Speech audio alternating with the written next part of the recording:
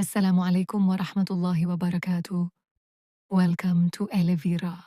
We pray, yes, but sometimes the knots in the heart are so deep that Allah sends healing through people too.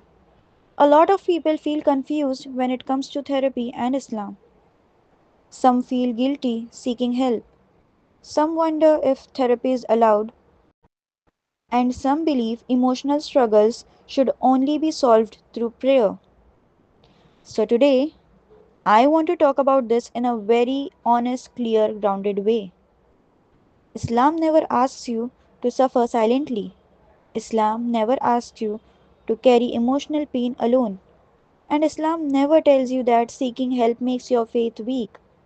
In fact, Islamic teachings deeply encourage understanding yourself, taking responsibility for your well being, and seeking support when your heart feels heavy. Let me break this down for you step by step.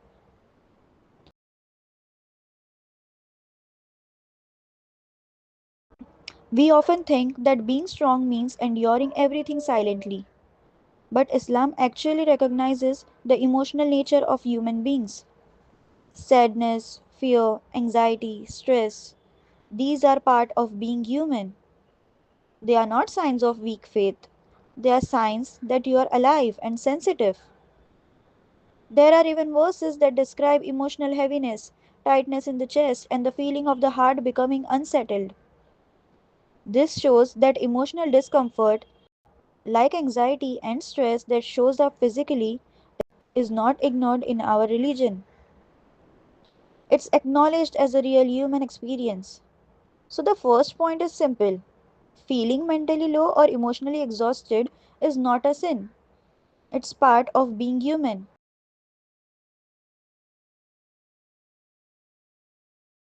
When you are physically unwell, Islam encourages treatment.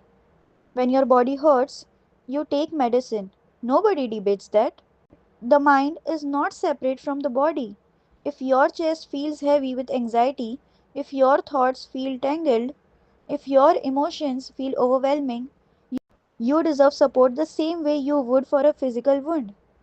Seeking therapy is simply taking care of the emotional part of yourself that Allah entrusted you with. And of course, healing ultimately comes from Allah. Whether it is medicine, therapy, or someone's kindness, nothing helps unless He allows it to help. But part of trusting Allah is also using the means He places in your path. Sometimes He heals you through a doctor, sometimes through a counselor, and sometimes through a moment of clarity in your own heart. Taking the step doesn't replace tawakkul, it completes it.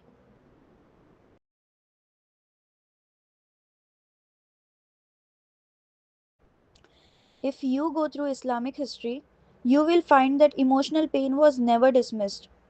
Fear, sadness, grief, these were addressed with both spiritual tools and practical support. People spoke about their worries, they sought counsel, they shared their emotional burdens. Emotional distress wasn't brushed aside, it was recognized as part of the human journey. This is very similar to what therapy offers today: a safe, understanding space to talk and to process.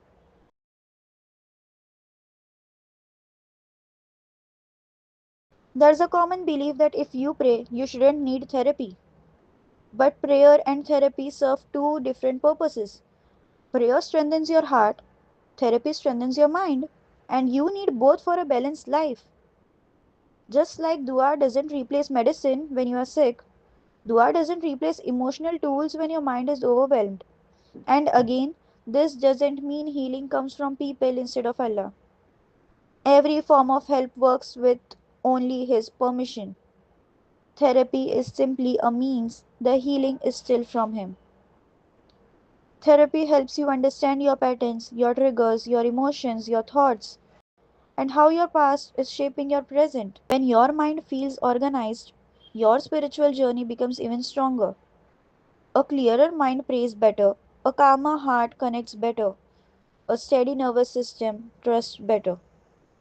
Faith and therapy are not opposites, they actually work beautifully together.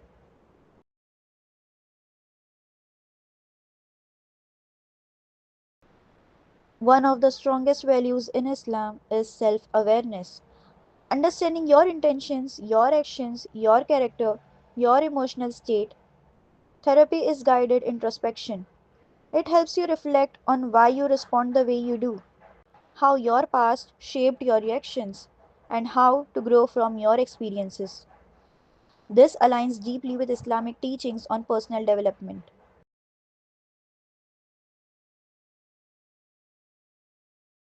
Islam emphasizes compassion, patience, kindness, and good character, but these qualities become hard to practice when you are overwhelmed emotionally. Therapy helps you understand your own emotional triggers, your communication patterns, and the restrictions and the reactions that create conflict or misunderstanding. A calmer internal world leads to softer external behavior. This supports the character Islam encourages.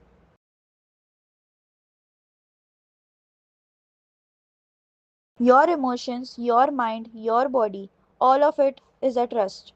You are responsible for taking care of it. Ignoring mental health isn't strength, but taking proactive steps is. Therapy is simply honoring the amana within you.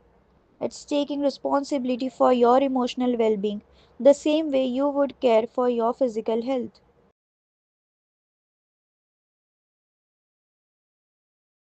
Spiritual practices give immense comfort. They bring grounding, hope, and emotional relief. But patterns like trauma, anxiety, attachment wounds, and childhood conditioning often need structured support. Therapy gives you the skills you might have never learned growing up, skills for emotional regulation, communication, boundaries, self understanding, and healing triggers. It doesn't replace prayer, it complements it. Together, they strengthen you from both the inside and the outside. Sometimes we ask Allah for help, and He answers through a therapist, a conversation, or a moment of clarity. The source is always Him. The means can be different. Therapy isn't un Islamic. Therapy isn't a sign of weak faith. Therapy isn't choosing people over Allah. Therapy is simply taking care of the entire human being Allah created, your mind, your heart, your body, your emotions. You are allowed to talk, you are allowed to seek support, you are allowed to heal, and you are allowed to carry both psychology and spirituality together hand in hand. If anything, it makes you more grounded, more self aware, and more connected to your faith. And if you ever feel ready to take that step itself is an act of strength and an act of trust.